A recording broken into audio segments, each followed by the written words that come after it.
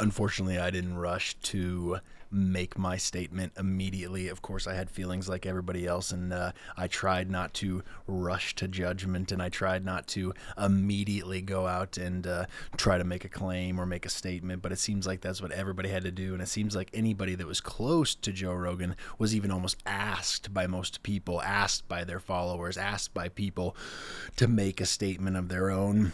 I, of course, just tried to wait. I wanted to see what more information came out, wanted to make sure that I looked behind some information. I've used very few sources, but it's trusted sources in the sense of the few informations that I have got. The few informations, because that's how you say it. You say informations. I don't know why I'm speaking like a. Ooh, I was going to say speaking like a forward person. That's what was running through my mind. So that's what I was going to say. But I tried to at least give it some time, at least try to give myself some period of time to make a proper opinion. And I have been significantly affected by Joe Rogan in my life, and luckily it's not in a negative way. It's in a very positive way, and I feel like, any male my age probably has a similar story, but I just feel like him being smeared as a racist is just another sign of the times. It's just another times of the society, it's another sign of the times that our society has come to, in the sense that there's a sense of authority, or somebody that considers themselves authority, and they can just say that you're innocent, you're guilty until proven innocent. They have the opportunity to, with one single allegation, affect your opportunity to make money. They have the ability to affect your ability to create income for yourself, create income for your family. In a single accusation, they have the opportunity to completely change your life and your trajectory, or at least make you have to come, forth and make some sort of statement, make some sort of apology, whatever it ends up that it is. In this case, obviously Joe Rogan being smeared as a racist, as I mentioned, it just seems that, somebody being significantly affected by one single allegation, there is, of course, that idea, hey, if you don't recognize it, if you don't think that it's happening, or you don't acknowledge that it's happening, I think there was some book or something like, so you're getting canceled or whatever it is. But I imagine there's a lot of people that have mentally taken that approach. So mentally they took the idea, well, I'm not going to acknowledge this, but you could still be removed from a platform. You could still be removed from somewhere that you can no longer share your work. You can be removed from a place that you can no longer promote your ideas. And obviously, whether you acknowledge it or not, that's a significant, effect on your future, or maybe your ability to make money. And I just personally, after listening to his apology and the way he's spoken about it, I just have more respect for him. I have more respect for him as a person. I have more respect for him as a podcast host. I have more respect for him as a role model of my life specifically. He's just been able to admit so many times when he's wrong, been able to acknowledge where he fucked up in the past and state where he's going to make a difference in the future. And I just think anyone who says he's a racist doesn't know him, or they have never organically listen to one of his podcasts. Because I believe anybody that's listened to his podcast, I don't believe it counts if you're listening to a compilation of, and I said that weird, a compilation of clips. I don't think that counts. I don't think you can go and listen to a compilation of clips and then say, okay, this is where I make my opinion on. If you're going to, you at least have to listen to some other things. And hey, I'm not saying that making a racial slur is right. He himself said that making a racial slur wasn't right. And it's clear to me that his words are being taken out of context in the particular video that had been surfaced in the beginning. He referred to it as a political hit piece. And I just don't think it's the first time that the liberal American political action group has taken a hit piece out on somebody that they disagreed with politically. It obviously isn't the first time that they've made these sort of actions. And so it's just like, again, I'm not saying that it was okay for him to use the N-word. And obviously Joe said that it wasn't okay for him to use the N-word. So it's like he's acknowledged where his shortcomings were. I mean, he's apologized for it. He's stated the things that he didn't like about what he did, and I bet a lot of people have learned from that. But I just believe if you're going to listen to that, if you're going to listen to the compilation of clips, if you're going to take the time to listen to this small excerpt of multiple different things, I just think you also have to listen to the other things that he says. I think you have to listen to the way that he compassionately talks about the inner cities, the way that he completely passionately talks about Baltimore, talks about the South Side of Chicago. I just think it's important if you're going to listen to that, compilation of clips, then I just think you have to listen to the way that he compassionately talks about all the inner cities in America. I think you have to listen to him say, observe his empathy for the urban kids. Observe he in his position of wealth could so easily be removed. He could so easily think about it like, man, I made it out. Anybody else could make it out. Anybody has all the great same opportunities I have. But instead, he still has the opportunity to put himself in the shoes of urban kids, of kids in these inner cities, and say, man, what is it going to take for these people not to follow in the same shoes that their neighborhoods have for decades? What is it going to take for these people to not fall into gang violence and not fall into crime at an early age? And he still has the opportunity to not be removed in his status and his wealth, that he can put himself in the shoes of these kids in the inner cities. And I just think if you're going to tune into that clip and you're going to look at that clip, then you should also tune into the way that he talks about people being unjustly incarcerated, people being unjustly arrested, maybe even specifically young black males. I just think it's important if you're going to listen to that clip, then why would he do those things as a racist? I understand that it makes him look like a racist, and it's been acknowledged, and it's long due.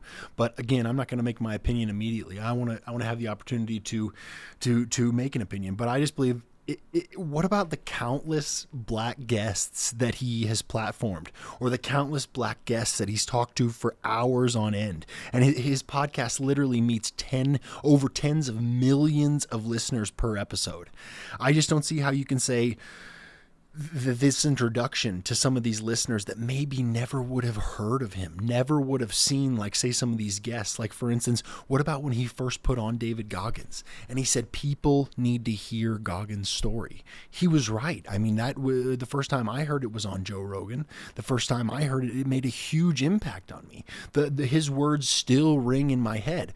It's crazy how much I could relate to that one story specifically about the milkshakes and just the way the donuts and the way he was eating and the changes he had to make. I mean, of course, I never got to David Goggins' level, but my point in saying that is, what if all these introductions that he's made to so many people from so many black guests hadn't happened? I mean, it's so many things that it's just so crazy to say. I know it's clearly was a political hit piece, but the idea is just like, even down at the idea, his podcast name is to mimic the Jimi Hendrix Experience. So of all the people he could pick, he decided on Jimi Hendrix. And you think it was because of his deep hatred for black people and the black race? It's just so stupid to say, like, oh yeah, that wasn't in a way to commemorate one of the greatest and most influential musicians of the 20th century. It was just, had nothing to do with that. It's just the reason he had Hendrix hanging in his studio long ago. It had nothing to do with, a way to commemorate him. It was, of course, just a way to, express his deep hatred for the black race.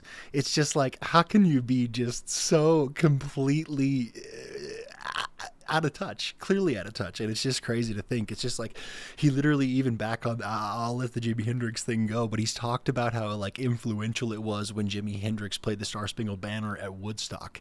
And when people have heard that, or even heard it since then, years later, it's like, you think that he did that because of his racism and his deep hatred. It's just the stupidest thing. Or just like, you could go on and on. I never would have known who the Sugar Hill Gang was. I never would have known what they had done, but they were like one of the first rap groups, or the first rap group to have a top 40 hit on the Billboard 100. So that introduction, again, just it never would have occurred. I never would have known who they were. Probably would have heard it. Probably would have known maybe heard somebody say the chorus or something like that. But it's like, it's just so funny if you could just, so many things. Or what about the way he mentioned Nas? What about the way he's called him brilliant? He said he's one of the best lyricists of our time. I don't see how you could possibly say that he's racist, and it's just so crazy to think. I don't know. I just I think he even once mentioned Nas as being one of his favorite rappers. So yeah, that really sounds like somebody that hates black people. It's just, it's like, it's crazy to think. I don't understand it. But if ever anything would have happened, if ever anybody even tried to cancel him, he could just go behind a paywall. Millions would pay. He gets what, 10 million listeners at least an episode. So what if only half of them went? What if only half of them went and he charged $1 a month? You know what I mean? Something crazy, like it's the best podcast on earth, and he's going to charge $1, which again, this is just hypothetical. So what if he charged nothing, which again, some of the other people that maybe even aren't as popular would charge, say, $5 a month. Say he charges $1 a month. That's millions of dollars in revenue. Do you know what I mean? It's like that's his, say it all would have worked out. Say it would have worked out. They got him canceled. He could have gone, but he could create his own website and people would go, you know what I mean? No matter what.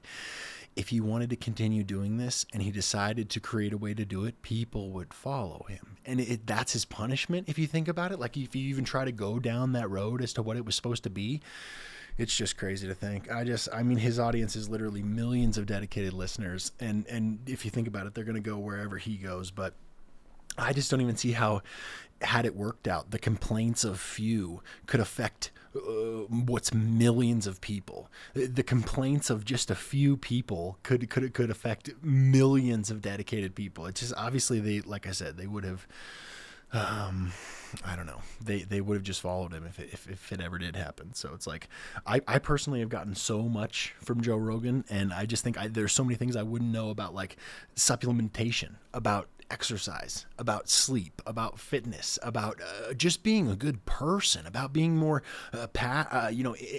having more empathy for people, being more compassionate, like just being a better dad, like so many things. It's crazy. I mean, it wouldn't be the first time if I cried on this, you know what I mean? It's like, but my point in saying that is he's positively affected so many people, and myself included, and it's just crazy to even think that people could do that. And I know that's why everybody rushes to say something, but I just feel like you can so easily, miss something or maybe miss one of the details, and it's just crazy. I don't know, but, I don't know. We probably better to just change the subject at this point. I think I've gone on for it long enough. Yeah. I had considered, really, the weird thing is like, at this point I only have it in my schedule where I record once a week, but I was thinking about, like, the idea is if I could edit, if I was editing quicker, I would release the episodes quicker. But it's like, if I only record once a week, they're basically still going to come out like once a week anyway. So it's like, either I would have to up my recording schedule and just do it more often, and then try to release more often. I was just thinking, like, it almost seems sometime, like, say if it's done and I've finished everything, like obviously most of my things are, this included, it would be beyond the time where most people were discussing it, beyond the time where, say, it was, pertinent in most people's lives. But the idea is like, that's what I was thinking. I could certainly put out quicker. I certainly sit on stuff sometimes, just in the sense that, but then I was like, I mean, realistically, I guess it's like, if I only record once a week, they're still only going to come out like once a week-ish until I record increase my recording schedule. But that doesn't matter. We'll figure that out. It is what it is. I don't know, because it's like, the idea is, that, like, in these days, nobody's like waiting for shows. You know what I mean? It's like, it's not like when you go to your whatever platform, Netflix, Hulu, whatever it is. It's not like you're like, oh no, I need to wait till Wednesday when something comes out, which is like typically what we do. We just release once a week, but it's like, if we get it done earlier, might as well put it out. But I had saw that Southwest Airlines. Sorry, I saw Southwest Airlines.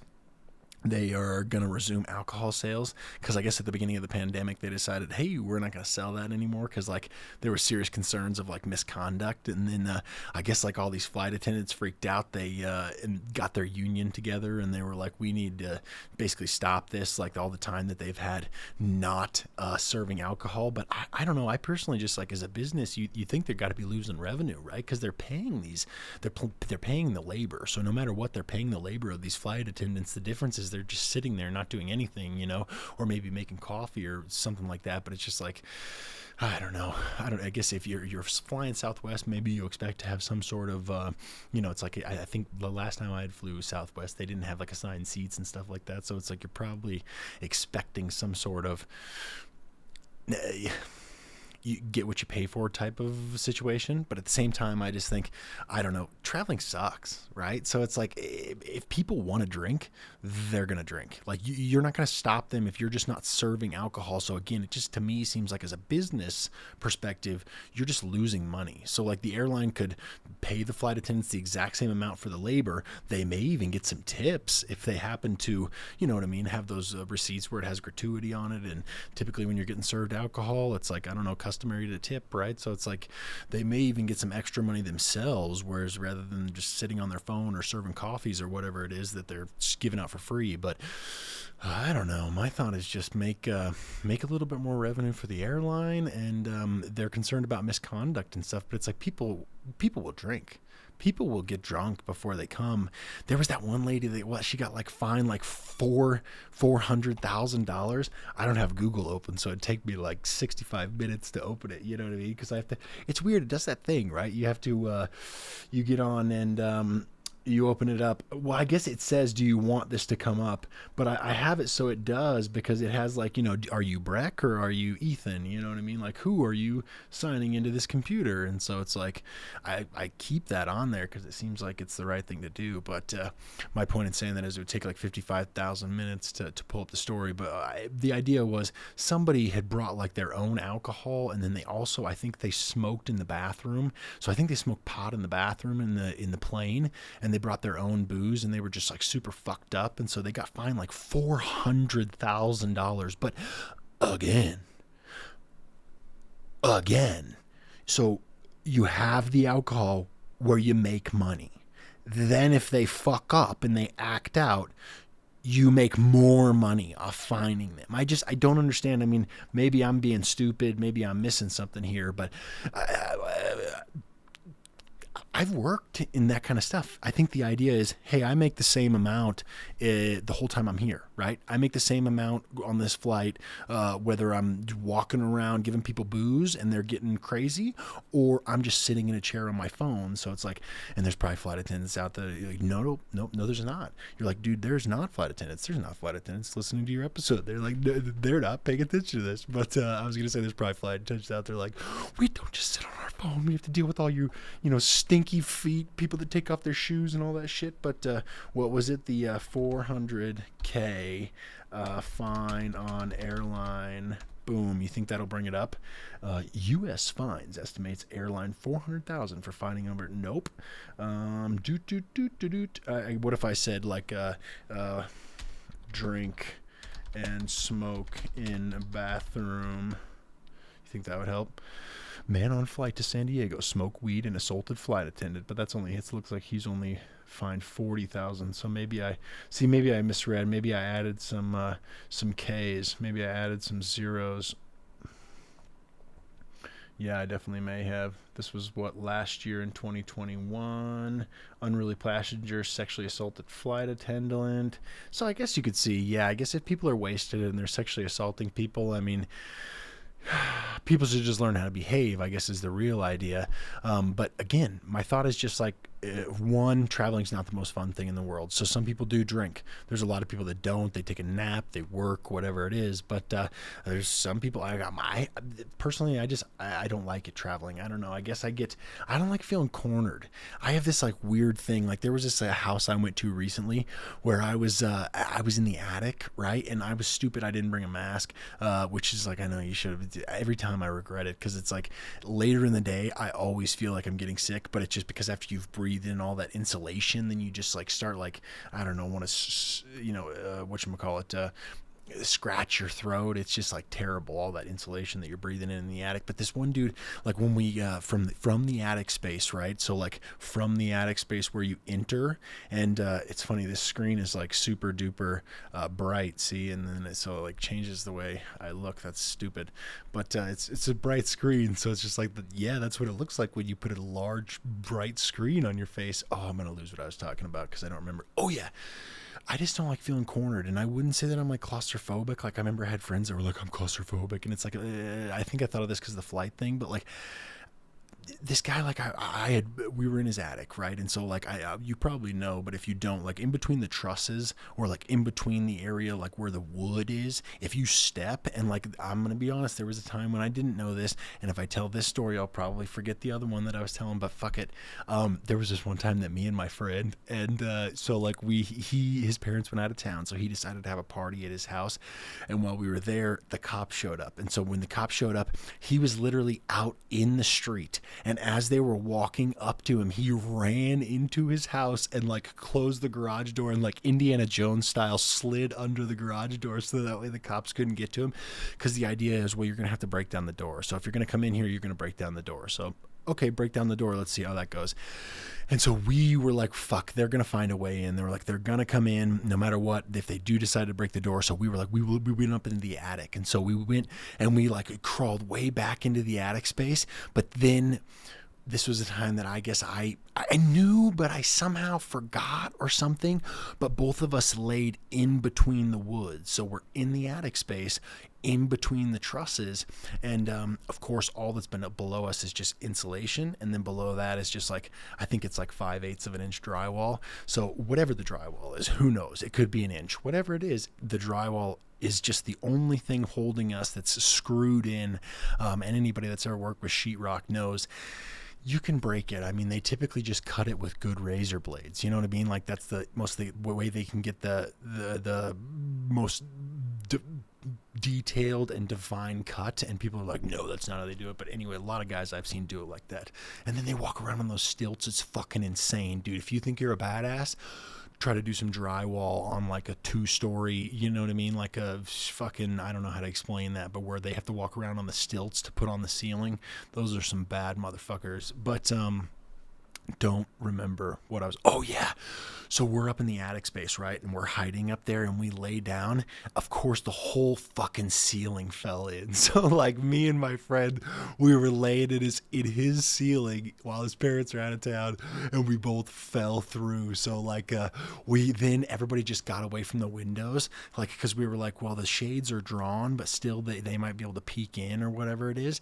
And everybody got away from the windows and we were all just like laying down. Cause the idea was, well, they're going to have to break through the door to get in or break through one of the windows. And the nice thing is they didn't do that. But there was this time that they were both shining both their lights through the window. And then they just started laughing because they were just like these stupid motherfuckers. Like they didn't say that, but you know, that's what they were thinking. They saw this, the whole ceiling fell through. And so it's like you could pretty easily think like, well, somebody probably tried to go hide in the attic. But anyway, this particular attic that I got in the other day, right? It was had boards. So this way, like those areas where we laid, there was boards laid across it, so that basically created a path so you could walk along these boards in the attic space. I shouldn't say walk. You fucking army crawl through rat shit and all that disgusting insulation and everything. It's a real blast.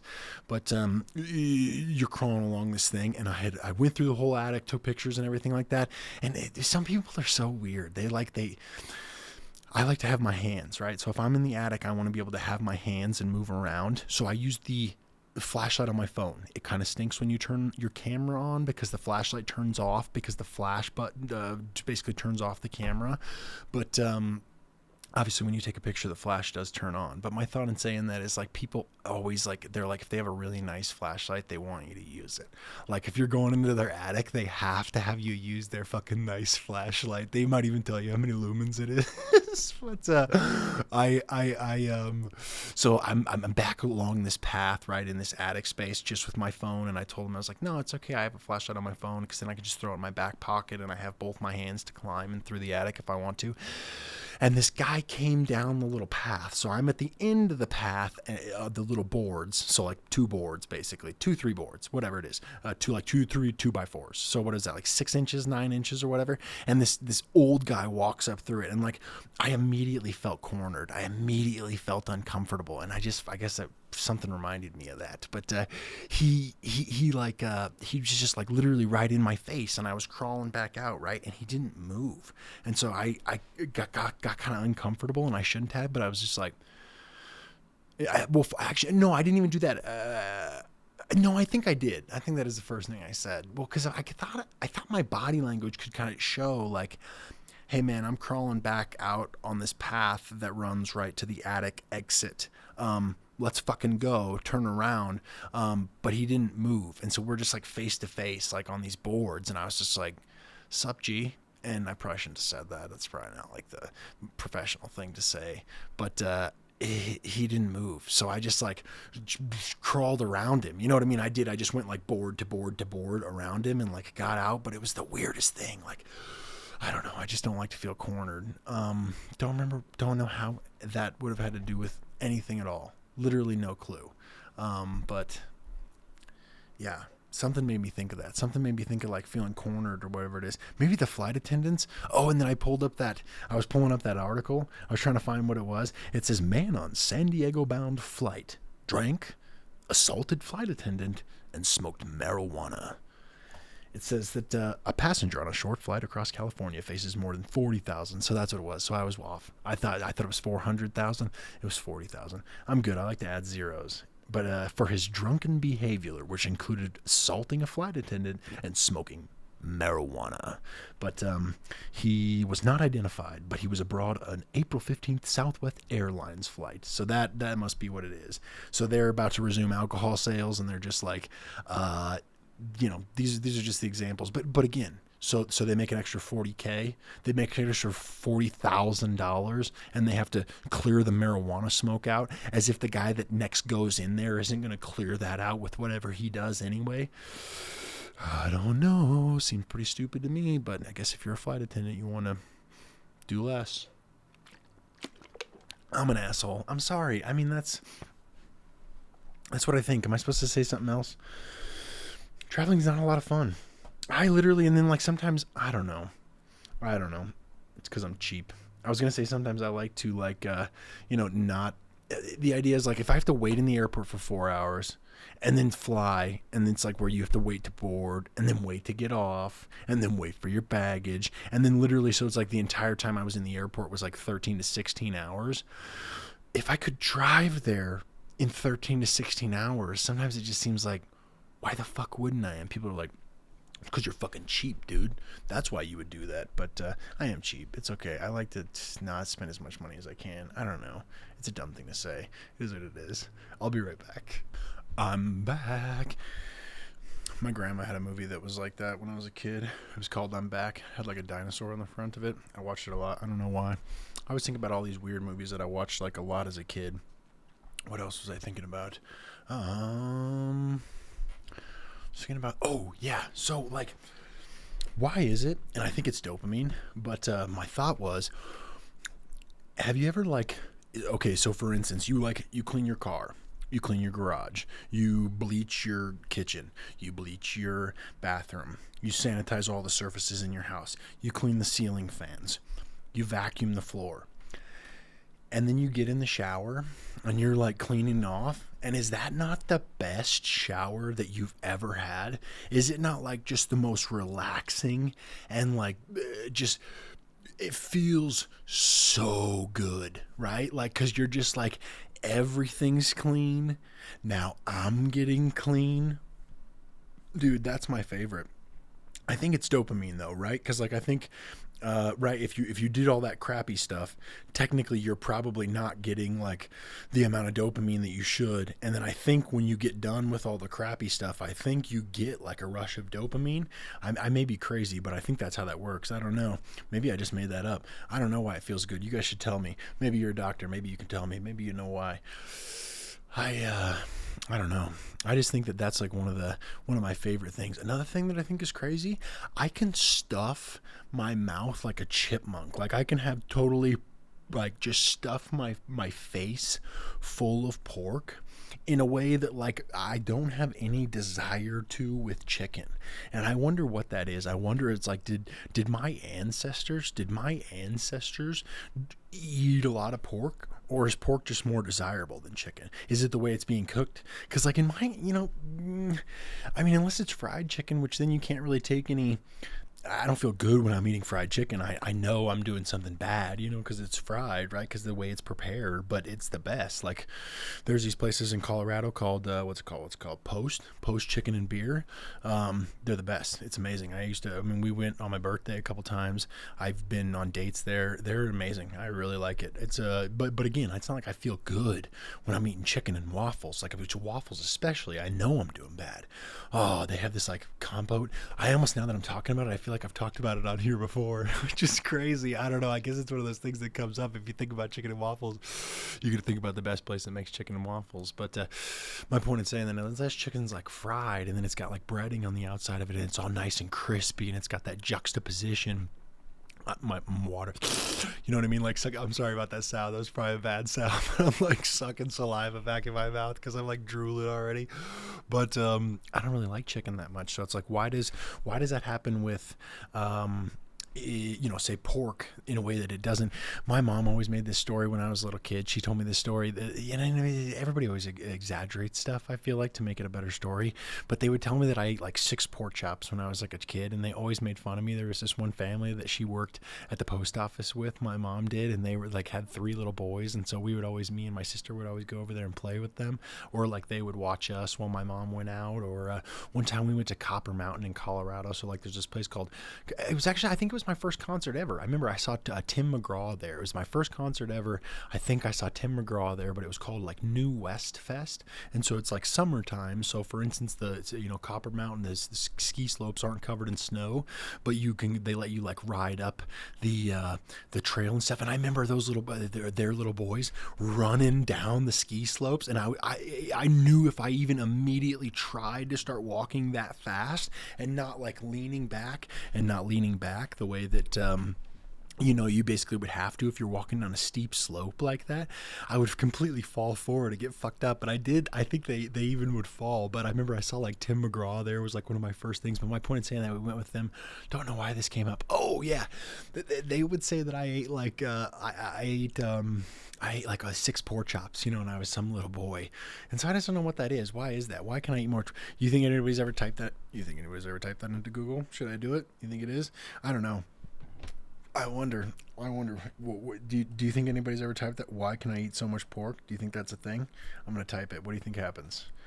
Why can I eat so much pork? Why pork is bad to eat. That's what came up. Well, yeah. Well, here, you know, I guess it's a good lesson. I stopped eating sausage. After they told me about the carcinogens in sausage. I stopped eating it, which it was like the only meat. It was my first introduction back to meat. When I stopped eating meat for years, it was like my first introduction back. I'd make like a plate of breakfast sausage, and I found that like literally creates cancer, like immediately creates cancer in your body. I'm like, great. I'm glad that's what I chose. But it says eating undercooked or raw pork can result in parasitic infections. I don't think that's the issue. Or tapeworm, oh shit, is an intestinal parasite. Most of the time it's harmless, but it can occasionally cause a disease called cysticercosis. No idea how you say that. I'm sorry. Which leads to epilepsy. I don't think that's what the issue is. Is eating too much pork do? What does eating too much pork do? Why is eating pork bad for you? What happens if you stop eating pork? The reason people eat pork is because it tastes good. It tastes good because our brains are hardwired to seek out rich sources of energy and protein. That's got to be what. That makes more sense. See, that makes more sense. That's where it's just like it's some hardwired thing. It feels like there's something inside of me that just tells me like take in more of that. But again, it doesn't happen with chicken. Chicken, it's like, it feels like it starts sticking to the time. It's probably overcooked. I got to be honest. When I used to cook chicken, or more oftenly cook chicken, I was amazed. The first time I ever started using an internal meat thermometer, like an internal meat probe, the chicken was done so much quicker than I ever thought in the past. Like any time in the past that I was making chicken to ensure that it was done, to ensure I'm not giving everybody salmonella, to ensure that I'm not poisoning people, I would just cook it forever. I'd cook the shit out of it. And then you put an internal meat thermometer in there and you realize, oh my, this is done way earlier than I thought it. And my point in saying that is it's often much juicier. It's insanely more juicy. But I guess anytime I would prefer somebody to serve me something that's dry than salmonella y. You know what I mean? So I guess it's just like, but that totally, this thing makes more sense. But and it also says the price is relatively cheap. Well, that's like my brand. That's like the underlying factor here. That was like me saying that I would drive to somewhere that's like the same amount of time I'm going to spend in the airport. But it says it's relatively cheap. Well, there you go. That's got to be that more lines up with it. It's probably me knowing that. It's probably my inner cheap guy. It's funny with this white screen, it does completely change the light in here, which is silly, but it does say the nutritional value of pork is very rich. Eating pork can supplement the various nutrients that the body needs. So that makes sense. Yeah, I believe that. Why do they meet any? Somebody just, their answer was because they like it. My mother was from Texas. Very poor Dust Bowl background. Yeah, I'm not going to read that. But yeah, that's probably not the most scientific answer. But the top answer, the one says worked at hospitals. Didn't really search into that one too much. So you might have to do your own research. You know what's funny? There was a podcast I was listening to. I was listening to Flagrant 2 with Andrew Schultz and Akash Singh and all them. And he was, they were talking about how he said cashmere is camel. And I was literally like folding laundry, like, oh, wow, that's so awesome. And like, and somebody told him like, that's bullshit. That's not real. And I just thought that was so funny. So like, point being, don't run with that. I literally just looked it up on one website and the lady's only credentials was worked at hospitals. You know what I mean? She could have cleaned toilets. She cleaned the toilets at the hospitals. And now she's like, well, pork is very nutrient rich, but that sounds right. It sounded right to me. She was like, our body instinctually likes that. But, I don't know. That's funny. You know what's another thing? Like, what was that? I could look it up, but the weird thing is, like, there was that fad, and it may still be a fad that's, like, in fashion, but, like, people were doing the don't eat dairy, right? Like, dairy's bad for you. And I don't know if I said it, but, like, I even often try not to wear red because I feel like wearing red, like, pulls out all the zits on my face, and so it, like, makes them more obvious to see. So I try not to wear any red because it seems like there's no reason to call attention to the fucking zits on my head, to call attention to the accent wall that is already on my body, permanently seeming like. But I'm all squirming in my seat. I'm fucking squirming in my seat now that I'm talking about my zits. What the fuck was I talking about before that? I can get it. I'm gonna get it. Oh yeah, dairy. Everybody like takes this time to like stop eating dairy. There's this fad to stop eating dairy, and maybe I could look that up. But again, if their credentials is I worked at hospitals, my point in saying that is like I've never taken dairy out of my diet, right? Like I drink way too much milk. Like I drink a shitload of milk, and it's just like I don't know. I've never eliminated it to see if I'd have less acne, which would really be nice. I mean, I'd enjoy that, but I don't know. Why is that? Why is it so popular to eliminate milk? I guess it's dairy. It's really dairy as a whole, huh? Why is it so popular to eliminate milk? That's not natural. And it probably has something to do... Yeah, I mean, but... I've heard that so many times, like we don't, you know what I mean? But people say so many other, you know what I mean? Like houses aren't natural, right? So it's like kind of tough to, you know what I mean? We all live in, well, we don't all live in houses, but many people do. You know what I mean? So it's just like 12 reasons to stop drinking cow's milk. I guess it would have to be more like dairy. Dairy's kind of more the thing. But even still, that's so hard. Like I like cheese, dude. Cheese is good. You know what I mean? Like what's the benefit? Why you should cut out dairy? One of the top benefits of cutting out dairy, I feel like I'm not talking in the mic, I'm sorry. One of the top benefits of cutting out dairy is the removal of excess saturated fats, sugar, and salt. Yeah, I mentioned that last week. I understand milk and dairy and shit has a lot of sugar in it, but I don't know, if you're not getting a lot of other sugar from other places, sometimes I feel like it's nice to get it from something natural. Like especially, I mean, I'm not comparing it at all, but like if say your other source of sugar was like fucking refined sugar or candy or something like that. I mean, my thought, like, I don't know, when I try not to. I know it's funny, an episode that, you know, like number 8 or whatever it was, I was talking about how if I have cookies in the house, I eat them all the time. Like, so I am really bad about that. And now I can't think of why the hell I'm talking about that. Oh yeah, my thought was like, I even try to tell myself like, I guess if you're going to have sugar or something like that, somehow to me, it seems like the more natural of a version it is, the better it is for you. You know what I mean? Like, so for instance, I would even tell myself, once it's just sugar and milk and whatever makes cookies or whatever that is, it's like, that's better than whatever process they're putting through Reese's cups or whatever it is. And I'm not saying I haven't, broken down and eaten candy here and there, but it just seems like, gosh, there was that time where like I was eating all the trail mix and then like immediately I got sick for the first time in years. And so it's just like, I don't know. I can't really trace it back to anything else aside from eating candy, but I get that. I mean, sugar and salt, but it just seems like if you're getting it from something that, like, if it's milk or cheese, like, it's just the closer, more natural version. I don't see how you can say that as a bad thing, but it's also renowned as acidic, and it disrupts your body's acid or alkaline balance. But again, I've never seen what would happen if I eliminated it. I don't ever feel like I have a problem with it, but it just seems like there's some things where it's like, you hear people like, I guess I understand pork being bad. I know I don't really. I don't think we got to the bottom of that. I don't think I understand, why is pork bad? It didn't say like it has carcinogens or anything like that, like they do about sausage. I don't know. Well, I was going to say it's funny, but it's not funny. My phone will literally create these videos, and maybe everybody's iPhone does this, and I just didn't realize it, but like finally I was like opened them up. Some of these videos that it'll like bring you back, like I shared one with my mom that's like, they're like better than I could do, and I didn't even ask my phone to do it. Like literally, it's just so funny. Like if you I don't know, if you're not convinced that AI is going to completely outwork us, at least, like at the very least, if not eliminate us, without being asked, my phone produces and edits videos better than I personally feel like I could. It even adds music. You know what I mean? I'm like, these are amazing. Like, I don't know if anybody else is blown away. I've thought about sharing them so many times, but I'm like almost embarrassed. It's so dumb. Like, what is that? Why is that? Where I'm like, because I feel like I have to acknowledge it. Like, anytime I've even like started to post it, I'm like, this was made by my iPhone. You know what I mean? Like, I didn't fucking make this, but I think it's really cool. One even made me cry one time. They had sent me this video from a trip that Breck and I took in 2020. So we went to like Walt Disney World and Legoland, and it showed the trip in a video with music and everything, and I literally cried.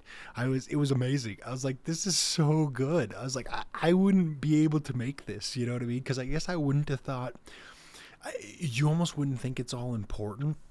But they just edited it together so well, where they take literally, tens, if not hundreds of pictures, you know what I mean? I mean, if not in the 10 digits, like say, 60, 70, whatever it is of each event, or if not hundreds of pictures total. And then it'll just give you like almost tiny flashes of it. And I think just obviously the way our attention spans are meant to, you know what I mean? We're more attracted to those things that are changing constantly, which are like, yeah, dude, that's why, you're single camera, single guy show, but no, just fuck it. But I don't know. They made that one for our trip to Florida, and it was awesome. I really, really liked it. But you're like, everything makes you cry, dude. You're like, I don't think it's special that thing made you cry. You're like, everything makes you cry. I saw you cry a couple weeks ago. But no, it's funny. On that trip, we had rented this 4Runner. So like we had, like, it was making these unnecessary, I feel like, I don't know if I shared this before, but it was making these like unnecessary dinging sounds, basically. So like, even if we weren't sitting in one of the seats or our luggage wasn't in one of the seats, it would just be beeping. So for instance, like we would put our seatbelts on, and then there was nobody in, say, some of the other seats, but it was still beeping. So we went to Sam's, and we had picked up like a bunch of stuff. Like we had picked up some water, and we picked up some food and some things like that, like just like stuff that he eats as snacks. It's like, it's better to have just in the hotel. So if it's like late night or before we go out or whatever, it's nice. He can just reach in the fridge and grab some food. Or me, I guess I like to eat food too, but I'm actually probably much more high maintenance. But the idea is like, we went and we threw it all back in the 4Runner that we got, and it was dinging, of course, as we left, but it had been dinging the whole time, because it was dinging like about all the seats that we were not filling up, and how they needed to have their seat belts on. So eventually we would just put the seat, we would just plugged it in the seat belts, and that made it shut up. But this time that it was beeping, it was actually letting me know that I didn't close the back because I pushed it all the way down, but it didn't actually latch. And so, like, as we left Sam's right after we got there, it literally dropped all of our shit all over the road. And it was like the water bottles were exploded everywhere. And yeah, we obviously just had to turn. Well, I shouldn't say obviously, because most people are probably like, dude, after that, I would just go. I turned around, went back into the store. I think I even freaked a lady out there because, like, we were waiting in line forever, and she had seen me from before check out with basically the same shit. And then I came back like 20 minutes later, or however long it took us to go get all the same stuff and check out again. And she was like, I'm taking a break. Like, so I don't know, I felt like it freaked her out because it just seemed like such a weird thing that, like, right when it was my turn to go through the line, she was like, I'm taking a break, which I normally just go through self-checkout anyway, but we're in a different state, so I don't know, I didn't want to fuck it up as if the system's not the same. Come on. Anyway, that was just funny. Yeah, I don't know, I don't like to feel cornered, as I was mentioning earlier. That's one of those things that I guess I was thinking back to, but yeah, another thing that I thought of that I thought was funny. I remember this one time, like, me and my friend, we went to, so basically, like, we had gotten like a bunch of ecstasy. So, like, basically the idea was everybody was going to go up camping. So we were all going to go meet up in the mountains camping. But me and my friend went up there early. So, like, we were in my little 2-wheel drive Ranger truck, and it was really early in the season. So we, like, had a bunch of ecstasy, just me and this one other guy in my 2-wheel drive Ranger truck. And we were waiting along the path because it was basically that if we waited in this one area along the path, no matter what campsite they went to, they would have to drive by us. So we were waiting and waiting, but at that time, like, we had to, like, either leave the truck on to, like, listen to music or something like that, or because, like, there's not a real good radio station out there because you're in the middle of nowhere, so you can't really get, like, radio or anything like that or play anything on your phone. So you'd have to have, like, a recorded downloaded song that you played, not on a cloud or anything like that, and then play it obviously with your engine running or with the battery or whatever it is, but something that's not gonna. But anyway, my friend got bored. He was like, well, we gotta go. He's like, I can't do this. I can't just sit here forever, which was like, I guess it was almost stupid to go up there early. But initially we were thinking if we go up there early, we can set up camp and we can get ready and everything. But then we were like, well, fuck, we don't know where everybody's gonna go. And if they decide to go somewhere else, because sometimes at the last minute, people on a whim would just decide to go somewhere else. They would just decide to camp somewhere else because, like, well, I like this spot better. So we were like, we can't just set up camp somewhere because then we can't communicate with anybody where we were at. So we tried to go to one of these camp spots that we've always been to. And he was like, if you just don't stop driving, you'll be fine. He's like, just don't stop driving. As long as you don't stop driving, you can't get stuck. But that was totally not true. Like, there was a bunch of snow and some really high grades, and I just had a 2-wheel drive truck in the back of the middle of nowhere. So we got stuck. So, like, we were just in, and I was pissed because I was like, if we do meet up with everybody, there's no way that I'm going completely covered in head to toe in mud. And I was like, the likelihood is we're not going to fucking get out of here. And I don't want to spend that covered head to toe in mud either. So the guy that drove up with me was under my truck trying to get me unstuck. Basically, I was high centered on a rock. So as I was driving through this super slippery area, I came up and my back axle got high centered on a rock. And so neither of my tires were touching the ground, but he also couldn't get me to move. Like, I didn't mean to hit my hand on the mic, but he's beneath my truck trying to get it to move. And I'm slamming on the gas, which is probably fucking really smart that we're doing this. But as I'm thinking back, because if something would have happened, he'd been fucked. But obviously, we were just like, we need to get out of here. Like, we were, I guess maybe more so his survival instincts kicked in. I was more so like, this is going to take some time to get out. The nice thing is, I don't know how much I should skip, but anyway, we eventually just were like, okay, we're making camp here. So we got out, we made a fire in this area. My truck was just stuck. It was all the way up to the top of the tire. We were in this huge thing of mud, just completely thing of mud. We did eventually get off of the rock, but then we were on a one-way path. So then I had to try to turn around, and the place I tried to turn around got the truck just more and more stuck. So we end up we were like, well, we can sleep in the back of the truck because we have the truck. And then we started a huge fire. And then we were like, well, since we're not going to meet up with everybody, we just took everybody's ecstasy. And there was this one kid that it was his birthday. Yeah. So that actually tells me when it was. His birthday was in March. So it was fairly early in the season, because if you go up like high in the mountains, unfortunately there's still snow and stuff even early in March in areas that just they get so much snow, and then they don't get that much sun on a consistent basis, and the temperature's not high enough to melt all the snow. So like, why am I talking about that? Oh yeah, so it was in March. I know that because the kid's birthday that it was in March, and that's what we were going up there to celebrate. So we had all of his ecstasy, we had everybody's ecstasy for the whole party, and then we just ended up taking it ourselves and just like dancing like crazy around this fire all by ourselves. And then like I remember it was crazy. Like I've almost you pretty much don't get visuals off of ecstasy as far as I've experienced, but we had this like blanket, this black blanket hanging over the back of the truck, so like basically over the top of the cab down to the back of the tailgate thing. And I guess that was just to keep the heat in, was the idea, because it's like, really, why would you not just like look at the beautiful night sky? And we did plenty of that too, but I just like literally lost my mind in this black blanket. Like I remember just like looking at this black blanket and just having so many thoughts. It was crazy, but eventually to make, well, the nice thing was it was still so cold that once we waited overnight, by the following morning all the mud had froze. So rather than say being stuck and just moving the mud every time I hit my tires, the following morning, without even having to dig or anything like that, everything froze. So we were able to just drive out on what was extremely slick, completely fucked up mud. But that was a pretty crazy experience. I mean, I've heard like people tell experiences like that hunting, and I have to say that's one of the things that has stuck in my head. But it's crazy to think, I guess I've actually been through something like that myself. But you know what I mean? Like my grandpa had told me a story about how he got stuck up in the mountains when he was hunting one time, and he got snowed in up there, and then he had to literally stay in the forest, which is fucking nuts. And then I remember one time my son's mother's father, when the huge floods happened so there was a big floods in 2013 in like the Boulder area in Colorado. It was actually more so like Lyons, but he was up in the mountains during that time, and so he got stuck. Like they couldn't come back down. Nobody could come back down. So it's just like those instances where you hear about people like getting stuck up in the mountains, and it's like, that's the last thing I want. That's just, I couldn't do that. You know what I mean? Again, it worked out. It was okay. And I guess of all things, to have just way too much ecstasy. And you know what's funny? I remember I told another story on here one time. I guess I never really learned my lesson. I shouldn't say never. Eventually I did.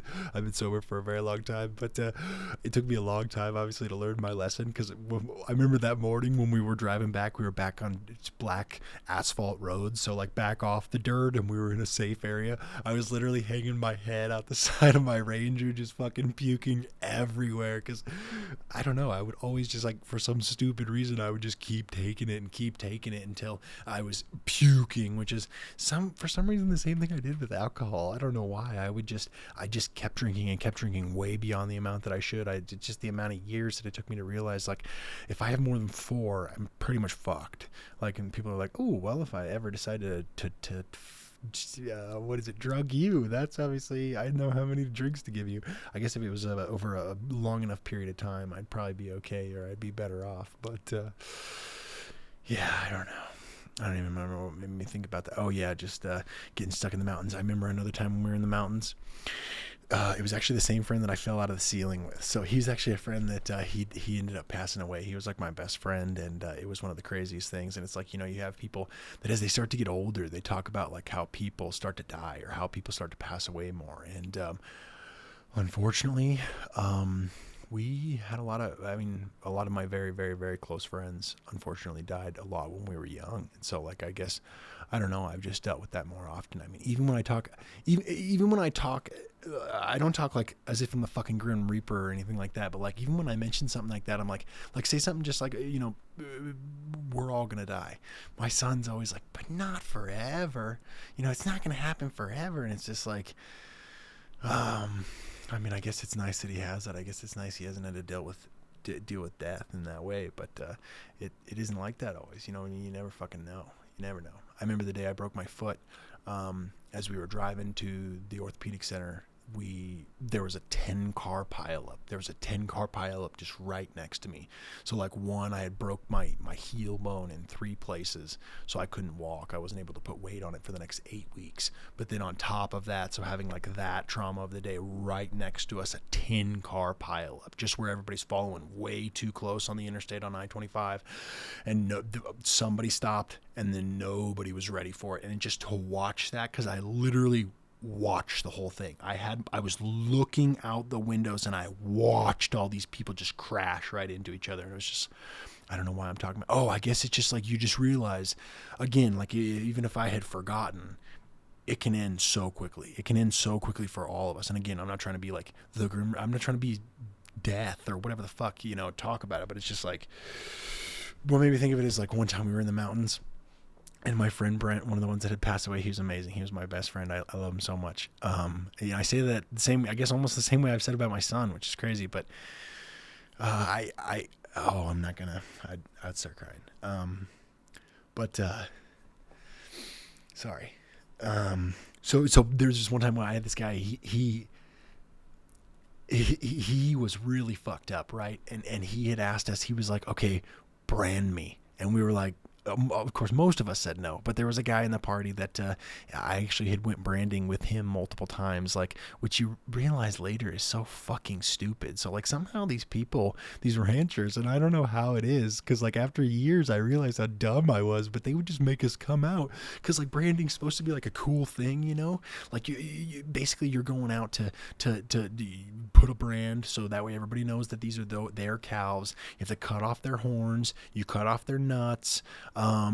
What else do you do? So yeah, it's a pretty brutal process, really, but they bring us all out for free, and I did it for years. First time I ever did it was when my parents sent me away in 8th grade to that camp. It was like holes, except we didn't dig holes. But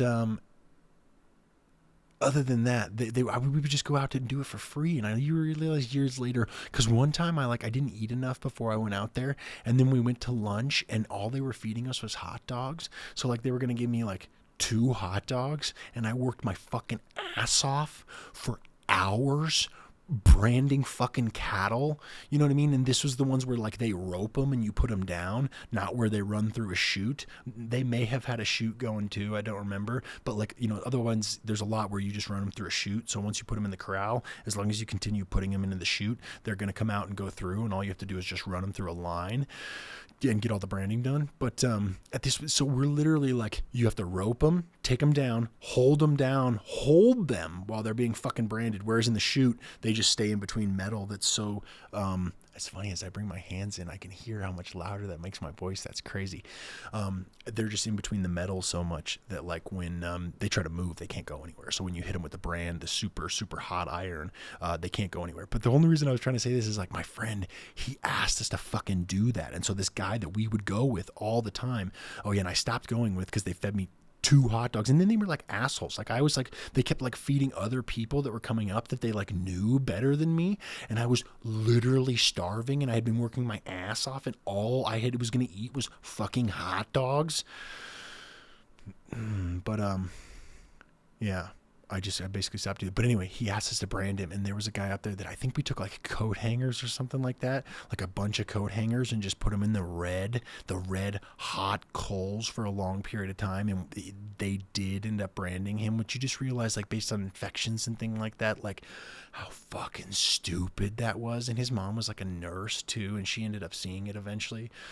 God, we were so dumb. We were so absolutely dumb. Just drinking, man. Drinking will do it to you, unfortunately. But so yeah, I don't know why that came up. Oh yeah, I guess just branding and stuff like that. Oh, and camping. Yeah, hopefully you're gonna do some camping. Hopefully it's not too early. Hopefully it's warm. Hopefully you can get out there and enjoy the weather. I look forward to chatting with you guys again next week. I hope that you subscribe. Do it in the bottom right corner of the video, or you could hit like, or you could just tune in next week. And I look forward, if you do any one of those things, or if you just enjoyed this episode, that's wonderful. I love you. I can't wait to chat you. I can't wait to chat with you again, and I hope you have a great day.